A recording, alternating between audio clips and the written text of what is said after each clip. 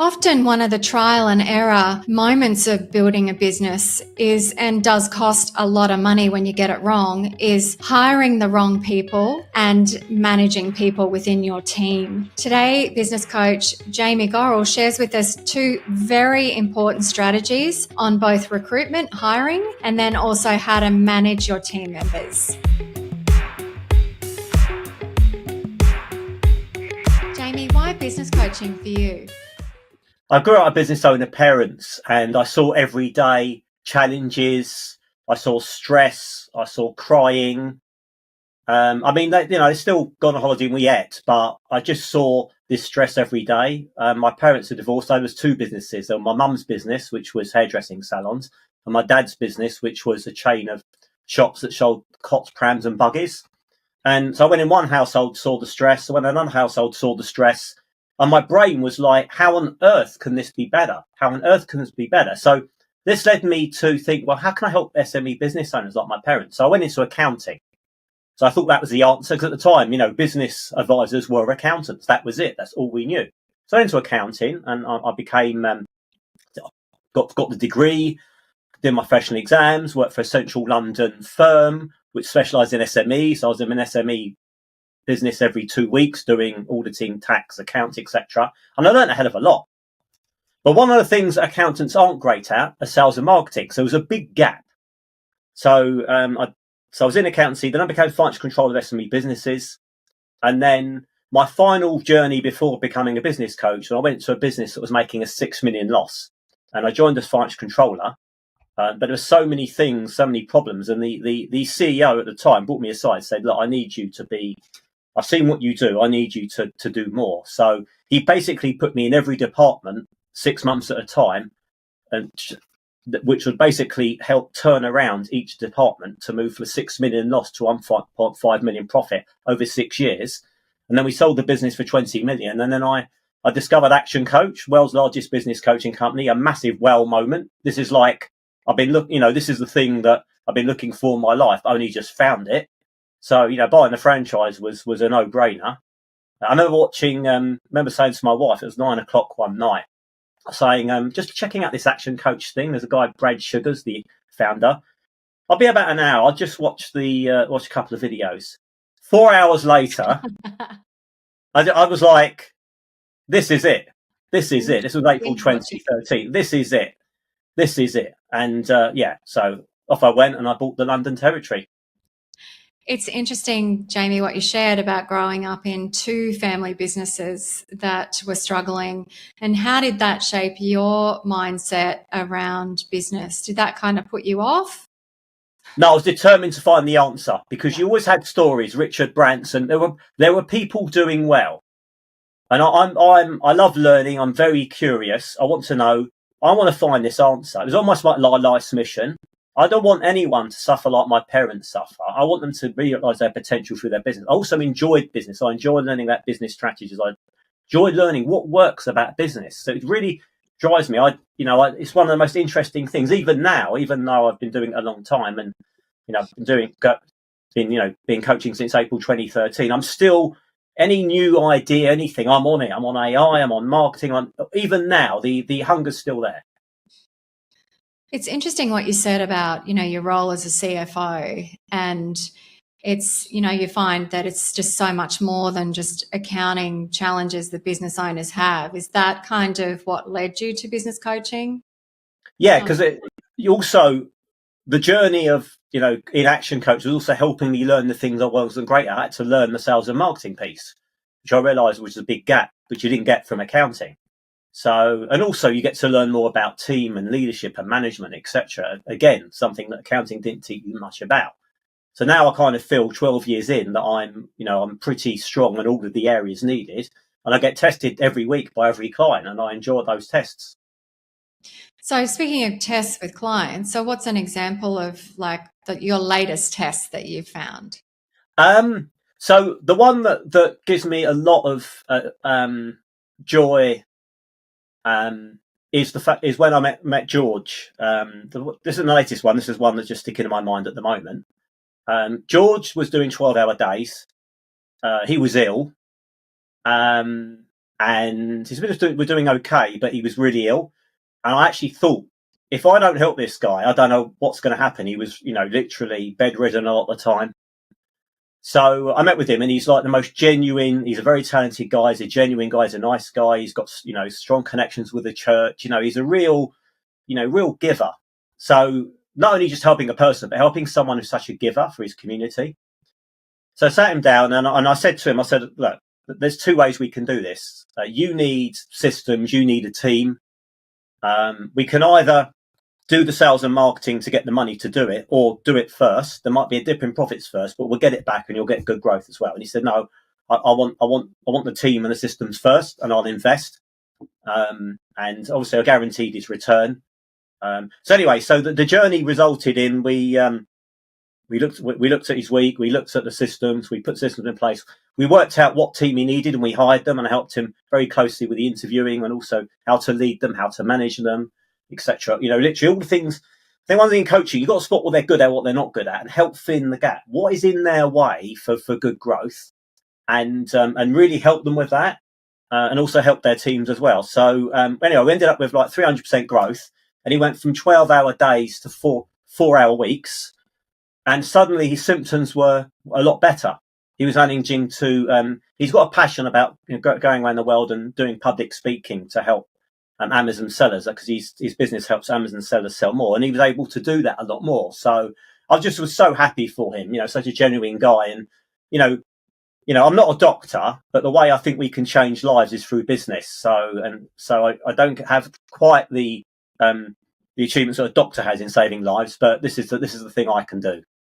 Well, the end result would be the same, right? Who knows what track it would have gone down otherwise. Yeah. Do you find that theme is there a common theme that you, from working with all the businesses that you have over the 12 years, is there a common theme that most business owners are really finding challenging? I think there's different. The business owners I work with are always good at something, and they're not good at something else. And the thing that they're good at varies. So you'll get a business owner that's great at selling, so you don't need to help them with that. All you need to do is maybe make them accountable, and maybe sometimes help them develop and train a team to be good at selling. Some of them are good at selling, but not good at leadership and management. Some people are bad at selling, so in which case you have to help them with that. Often, the one I've come across recently, and it is delegation. So I've got a client, and so there's quite a few examples of this. I've got a client; they're like absolutely amazing. They went from zero to about 30 million in about 5 years, and delegation was in the way. So they were sitting there, they were stuck. So I basically helped them free up about 30 hours a week each, because they're two partners, just through analysing what they do and helping them through the steps of identifying a person step by step. How do you delegate it? How do you check in? How to make sure it's the right person, the right languaging, the right checking in. Also using things like this to communicate properly with the right personality profiles. Also letting people learn and make a few mistakes that aren't business threatening, so they grow. Also developing people by, showing them what they can get in the business in 3 years, and showing them how that plan will happen to motivate them and keep and retain good staff. And they've freed up 30 hours each. And now they've gone, was that about a year, several years ago, now on a run rate of 100 million. And so, yeah, but these guys are great. They booked up 30 million on their own, and they've gone 32, 35. And having the opportunity to work with them over the next bit was just phenomenal, because they're very humble. They learn things incredibly quickly, and just amazing people to work with. So 0 to 30 million in 5 years. Yeah. That is just like crazy numbers. Yeah. I don't want to, I think we need to kind of really flesh that out. That's a massive growth. What was the key? Yeah. And obviously now they've even grown beyond that. Yeah. What was the key? Like, you've obviously been helping them I helped them from 30 million onwards. They did 0 to 30 million without me. I only met them at that point. Yeah. Okay. So you helped them get from 30 million to, where are they now? So run rate of 100 million. 100 million. Right. Okay. And what were the key kind of areas that you really had to focus on with them? It was just mainly the delegation, management, and leadership, everything around people. The sales and marketing, they were geniuses at, so there was no point, maybe a bit of accountability, but yeah, it was just literally that. That was their blind spot, just that. So the whole coaching was just on that. Yeah. That's what I love about that business. I'll have an hour with them, and then the next day I'll be sales and marketing on someone that's not good at sales and marketing in a completely different industry, completely different personality type in a completely different country. So delegation, I mean, that's a big one, isn't it? That a lot of businesses have a challenge with, or owners have a challenge with, and management teams have a challenge with too, is delegating to their team the things that need to happen. Why is that? I think because no one teaches them. There's no, you go to school and it doesn't really help you with anything to do with becoming an entrepreneur, business owner. So they basically, a lot of people do a business, they find an idea and they get good at the idea. Like if they're a plumber, they know how to change a boiler, but they kind of realize on the job and by having problems, and some of them get it and some of them don't. Delegation, they end up just working silly hours. They hire a team, they're not working hard enough or giving them the right job or giving the instructions properly. So basically it's because no one shows them. And they don't even though there's information out there, they don't know where to look, what to ask, how to find it. So they need people like us to give them that push and that guidance to help them, to show them the way.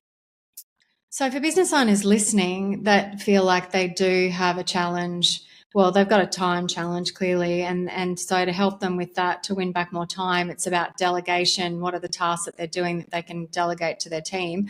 What's some strategies or first steps that you can help answer for business owners listening? Sure. So the first thing is analyze your week. So that's something we got called the skills fun matrix, and what it basically does, you basically write down in a delegatable chunk. So you don't put like sending emails, because that could be to a customer, a supplier, a team member. You'll put like management, customer relationship could one of the headings. You could put supply relationships. You could put selling, lead generation, and work out how many hours a week you have on average on that particular area. Then score 1 out of 10 skill. Skill 1 is low skill and skill 10 is high skill. And then fun. Fun 1 is you hate it. And if I took it off you, you love me. And number 10, fun, is you love it. And if I took it off you, you'd hate me. And the low skill and the low fun's the things you've got to look to delegate first. So you'll say, actually, is there someone in my organisation that I could train to take this chunk off me? Then you plan, how do you do it? What do you train first? What do you train second? How do you test that it's for them, both in terms of their interest and their skill set?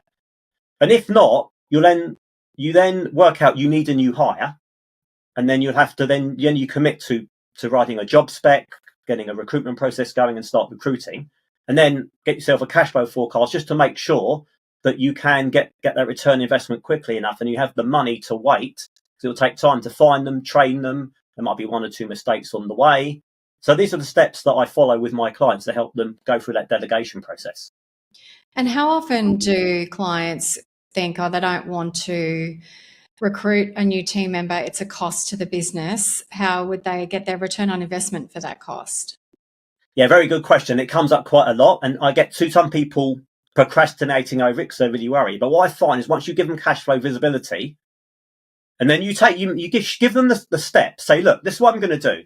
Now, for instance, I have had this for the few clients that when it comes to getting the general manager, when they've got to a good place and they just want to kind of do something else but have a passive income for their business, they get really worried because the general manager is a really high cost. So I say to them, can we just go through a journey and you can pull out any time? Step 1, write a job spec. You're not going to hop, an hour of your time, no money spent. Step 2, put a job ad live. Okay, you could get an agent, which is no win, no fee. You're not spent any money. Put it live. Again, not spent any money. No, step 3, let's start interviewing. And what I found is if you do step 1, you can pull out. Let's do it. Step 2, pull out. Then they go through it and then they meet someone they love. And they go, yes, I'd love them in our business. It's like when you buy a house, you see the kitchen, you buy it and pay over the odds. So that's what I've seen happen. And also the recruitment process is a research process as well. You'll learn about different people that you never would have thought of and different skill sets you might need for the role by actually doing this recruitment process. So the clients just love, I enjoy it, and the clients love that journey. And sometimes they might not hire someone, but the learnings they've got will help them really think through that actually this is the next step, and it actually helps fill their knowledge gap and it makes them comfortable after making that step. And one thing I say is, look, you take someone on for the long term, but if it doesn't work out, often they start on a week's notice or a month's notice. So you're only ever investing 1 month's salary at a time. So there's not such a huge, it's basically breaking it down to give it into small steps to make it manageable. That's the thing I found works really well. That's a really good trick. A good exercise to do. Like, how would that hurt, just to go through those 3 steps and start talking to people that you have applied for the role, and you'll certainly learn something along the way. And so how do you get around that? I know for me, it was always one of those things with my business. It was, I would sweep the floors. I would do all of the things because I had this mindset that I'm saving money by doing it myself. How do you help business owners get around that? Really good question. And yeah, and I've had that quite a lot. Basically, I'd say, let's look at how much you'd pay someone to do that job versus how much you'd earn by not doing the job and doing something that is higher value. We do the maths, effectively sweeping the floor. It could be like, £12 an hour. But if you're actually going to go there and hire a team that generates 2 million with a profit of, say, 400,000, you doing the second thing is 400,000 a year versus maybe 20,000 a year. What would you prefer, 400,000 a year or 20,000 a year? Mm. And so when you get them to do the task exercise of where they spend their time, do you then add up what those items are in terms of, cost or value? Yeah, I think the main thing is we do the skill fun. So that does equate to value. So low skill, low fun, we do those first. And then the one with the next score, we look to do those next. And that does equate to a value, as in an hourly rate as well, which you can put that in. I put that in if the way the client makes decision, that helps them. Sometimes you can add that and it confuses them, especially if they're not necessarily great with the numbers side of things. If they're high C's, absolutely, there's numbers all over it. If they're like high I's or people that are not great with numbers, then I just do low skill, low fun, because then otherwise it's too confusing. So let's say, what's an example of like a fun thing that people choose generally that they love doing? Some people love selling. And they want to have some client relationships, and they find that's fun. Is 10 out of 10. If I took that away from them, they're taking away the thing that they enjoy about their business. So what we do is we say, okay, we're going to get a sales team, but there'll be a few clients that you look after, because that's what you enjoy. And I say to them, do you want those clients to be a dependency on you? As in, when you're on holiday, does something go on, you'll need to take the call? Or would you like it that someone else has managed them, but you can have some involvement? It might be a PR lunch twice a year or something. So we try and work out exactly what the client wants, so we don't ruin their fun. Yeah, that's really interesting. And so you've mentioned DISC, and you talked about the high C, the high I. Yeah. For people listening that don't know what DISC is, and most people do, can I have a quick overview of what that is for our listeners? Yeah, basically, it's a behavioural management tool. It helps understand any relationship you've had where it's not been easy, and sometimes it's difficult for you to understand each other. So what it does, it classifies people into there's 2 types of categorization. One is, are you either outgoing or reserved? The other one, are you generally task focused or people focused? And the people focused and outgoing people are the high I's. People like to talk a lot. I've got a video on this, actually. Go to YouTube, type Jamie Goral DISC. I've got a 30-minute video on this for anyone that wants more detail.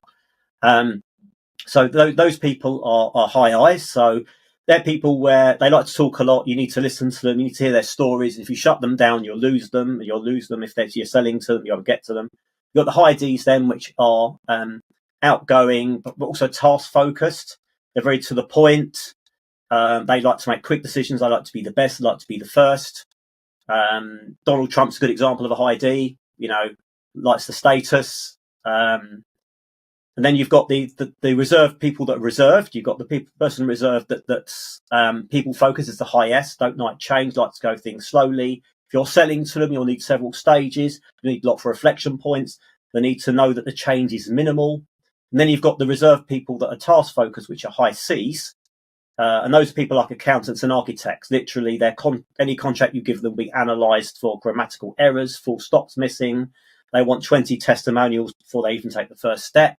So again, it basically means you've got to, the way you communicate has to change based on the person in front of you in terms of the way they like to process information and what they see as important. If you don't, you only end up selling to people like you. It's an incredible tool for you in business, but also in your relationships, isn't it? I mean, it's good for you as a business owner or leader in an organization to know and understand yourself, as well as then, others in your team and then your customers or potential customers in the marketplace. Absolutely. I introduced this to a building client I had, and he just said, "You've just saved my marriage." Wow. He understood all the arguments between him and his wife. And he then took the tool back to his wife. We did a profile for him and his wife, because they were in business together as well. And they just looked at me and said, "You've just halved our arguments." Because they understood why each other was doing what they're doing. And what's powerful in business is also, this will help with team relationships as well as customer relationships and supplier relationships. There'll be less friction everywhere. Yeah, so unless you're a person that's doing, all your selling online with no interactions with any team or any customers, this is a very critical part of the coaching journey. Absolutely. Because relationships is everything. And if there's the way of making relationships stronger, especially with people you don't actually get on with, there's a win for everyone. Yeah. And so let's say, once you've been working with a client, you've helped them with that, win back some time, they've hired team, and the next phase of delegation, what does that, let's say they've hired and they're ready to let go of some things. What's the process now? Well, it's listing in order what tasks you're delegating and when. And then just going through that. You have a plan. It would just be incorporating all of the plans, just to do that step by step, and then just help them with the implementation issue. Delegated this, it went wrong. Why did it go wrong? Is it you explained it badly? Is it didn't give them enough reflection time? Is it you weren't communicating the right way to the way that person likes to be communicating? Using this tool as you just described. So just helping them with all of that until we got to a place where we freed up the owner's hours. They can do the next thing, which could be global expansion or the next site or something. And then the next stage after that is to train their manager delegated to on how they can delegate to people they hire under them to enable the growth. So I've enjoyed doing that. I've worked with this waste disposal company that's tripled. They've tripled their business in the last few years. I think I'm up to about 19 million now. And I've been really enjoyed. I helped them take on a head of sales a few years ago who did really well. And now I've enjoyed the fact that he's now got an assistant. And as well as teaching the directors to delegate to him, I'm now teaching him to hire and delegate his assistant. So it's really, really great being through all of that journey. Yeah. So if you've got a business owner that loves sales and is really good at selling in their company, how is that different than recruiting someone to replace you in that role? Is it more important that you find the right person? Because sales is pretty critical for the business as opposed to somebody that maybe does accounts payable or receivable, or someone in another more operational or front service sort of role. Yeah, you need to get the right person. So you need to have a thorough recruitment process. And so often I help clients with this. I find a lot of clients are just not tough enough interviews. So I actually do the final interview with them and ask questions they haven't asked or were too scared to ask or whatever. And some people react badly. What's an example of that? What kind of questions do you ask that most business owners don't? Okay, so I'd look for sales. It's quite easy. So I go back 5 years and I say, okay, so why did you join that job? What salary were you on? Providing it's legal to ask that. Someone told me it wasn't in certain countries. Where were you in the league table of salesperson? First, second, where did you rank yourself? How many were there? What did you do differently to what the person better than you did? What do you do differently to the person that worse than you did?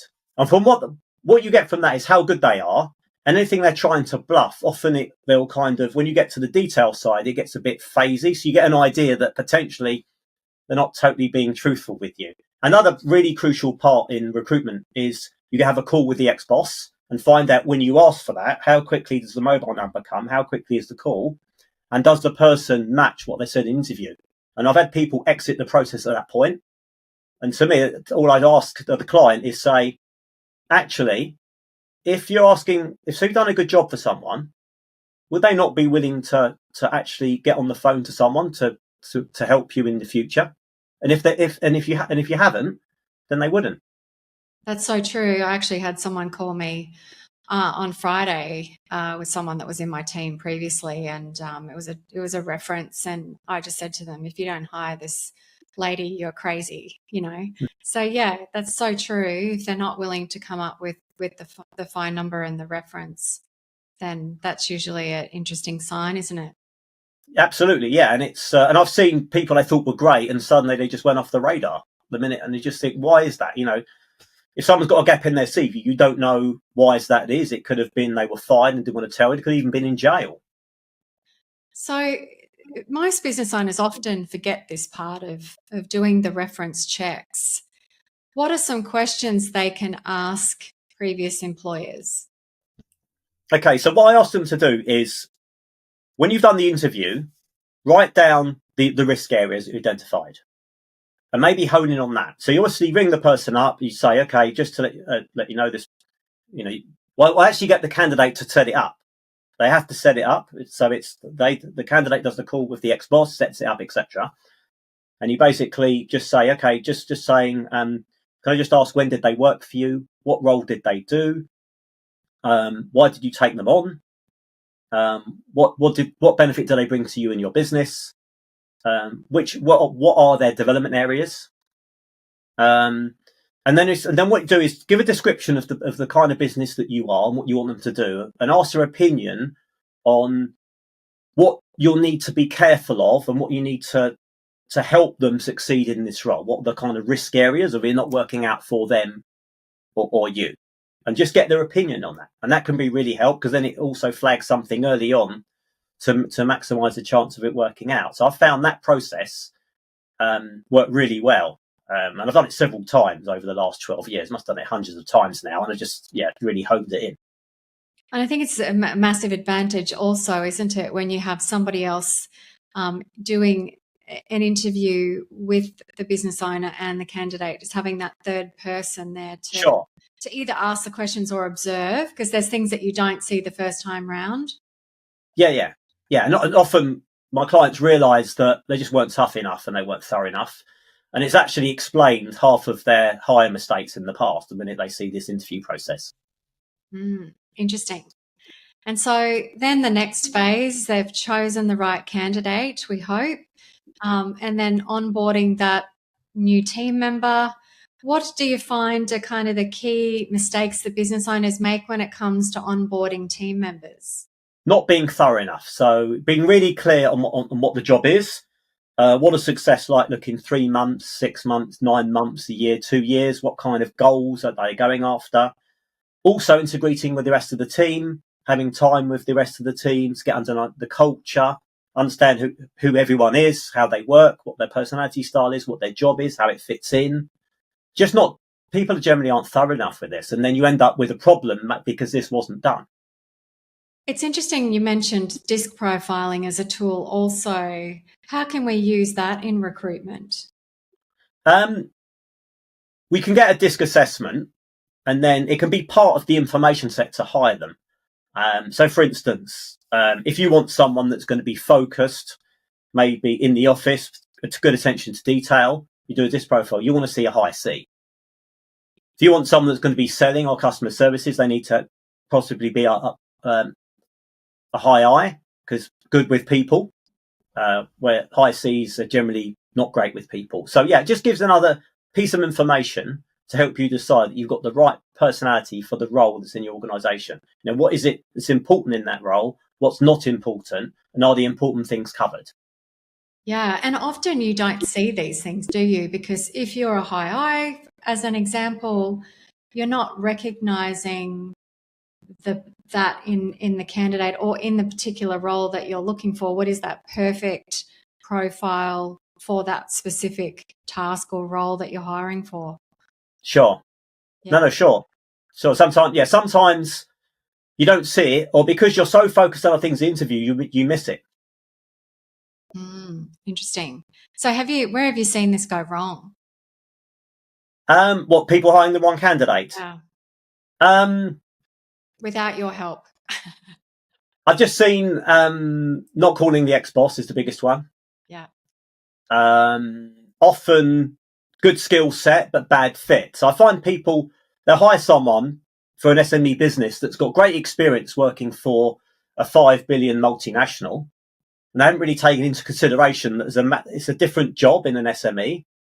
And people that work in SMEs love the fact it's fast growing, it's a smaller team, you know, you have a high impact, but you have to do lots of things out of your job spec to do that. And that's not everyone. So often I find it wrong is people go for the shiny, you know, global national, but actually you're hiring the wrong person. So you mentioned accountability earlier on. You know, accountability, what does that mean to you as a coach? It means that the making sure that the client does the work they committed to doing to give them the life that they want in the next few years. Step by step. How do you do that as a coach? So we make sure that they document what they've agreed to do, so it's clear, written by them, so it's clear. And then in the accountability sessions, the first thing I do is say, you committed to this. Let's go for the first thing. Please update me. You get a response. It's either done or not done. If it's not done, understand why. Was it something more important come up? Or they didn't prioritize well? Or they're disorganized? Or something else? And it's about really understanding the reason why things weren't going to be done and fixing it. So if it's because they're not great organising, so help them with that.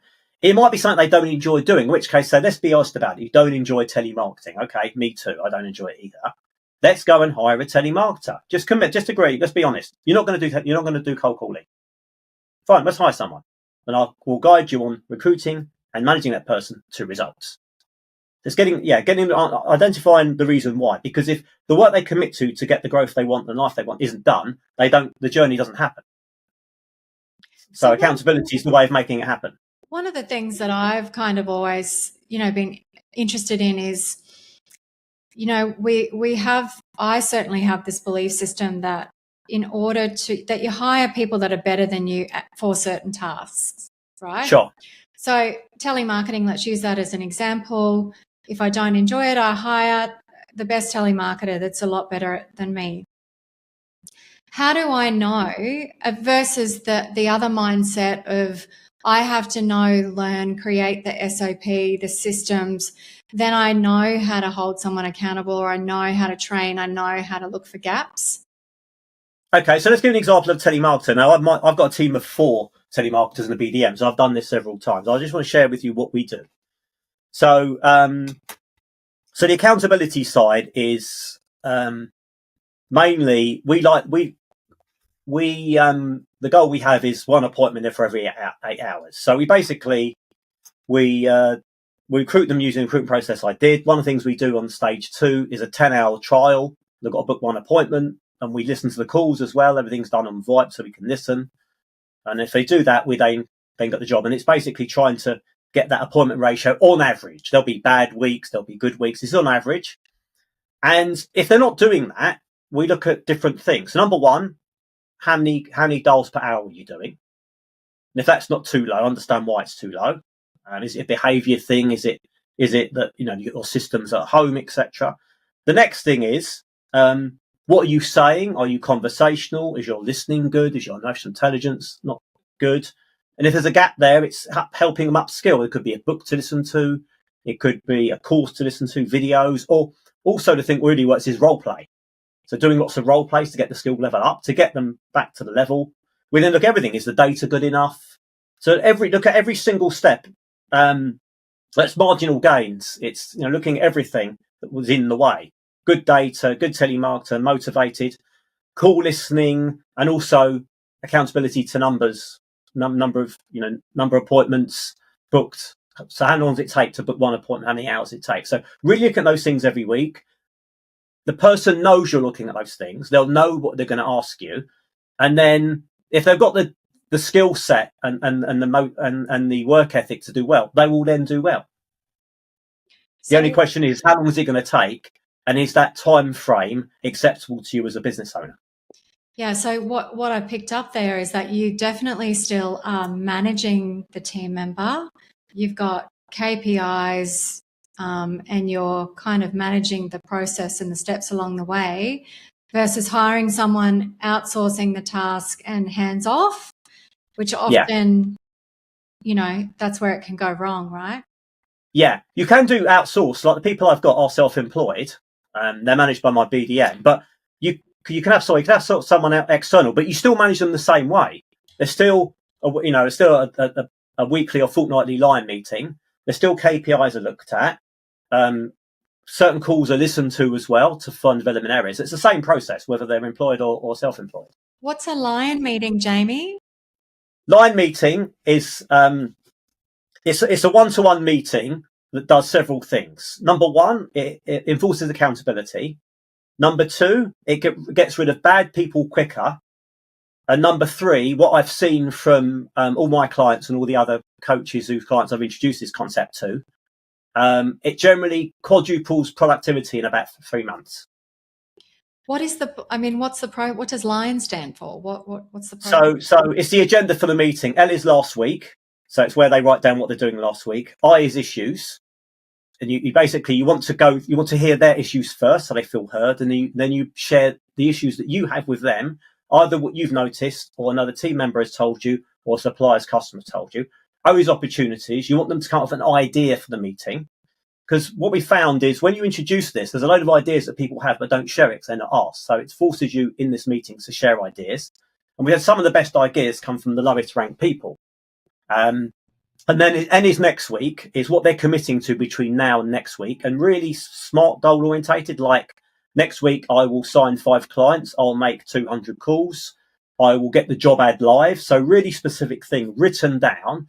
And generally found that this process is best if they write it down on a Word document or an email and then press send at the end of the meeting. And then we can then refer at the next meeting to what they committed to. And they know that what they committed to next week will be checked again what they said they'd done the following week. And then we'll ask them, last week, you said you'll do this. I've not heard you talk about it. Please update me.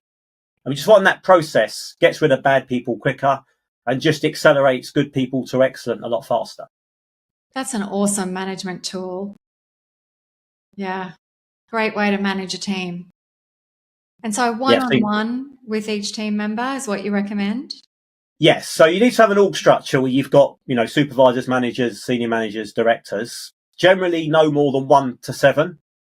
If not, you need to read the org structure. And then everyone has one boss and everyone meets them either weekly or fortnightly. But the most important thing is it always happens. If you miss 2 meetings, you've lost 3 months of momentum. So whether it's on the phone, on Zoom, in person, it happens. And the minutes are recorded by the lower ranked person and they're sent.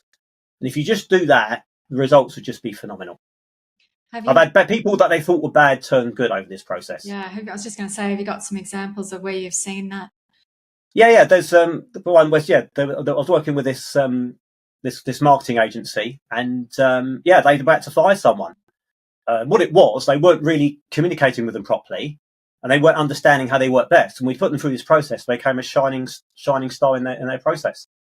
Because one of the things you need to do in this meeting is let the employee talk and tell you what they committed to, how they went about it, and what the result was. And you just listen and ask good questions.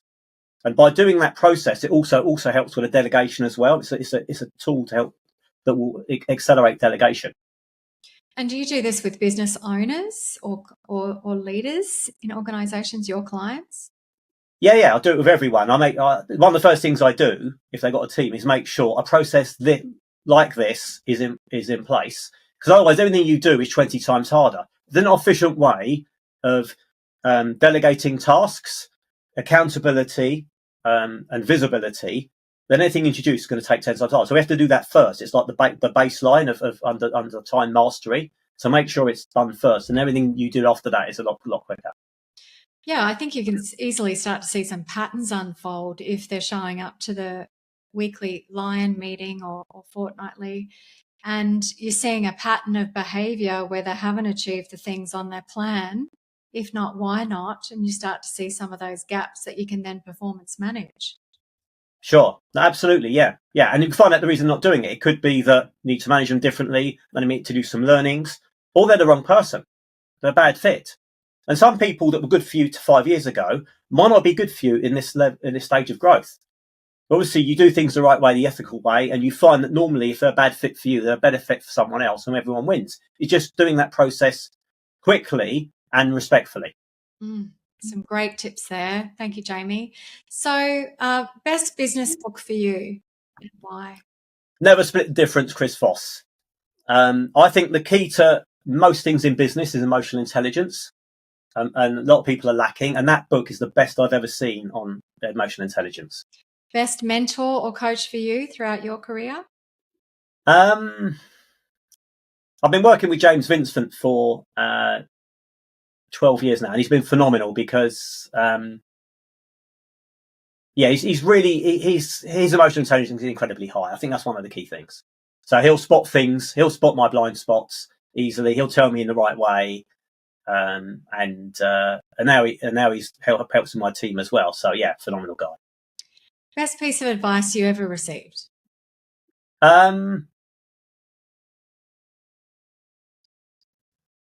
Listen more. Sometimes wait a bit, listen more. Great advice. Jamie, thank you so much for all the learnings today in today's episode. Thank you very much. It's been a pleasure. Shell Adams, your host here. Hats off to you for committing to your learning by listening to this podcast. And if you'd like some help implementing some of these strategies, then click the link in the description to find your local action coach. They can help you put these strategies into action and take your business and your life to the next level. In the meantime, like and subscribe so that you're the first to get our next episode. We'll see you soon.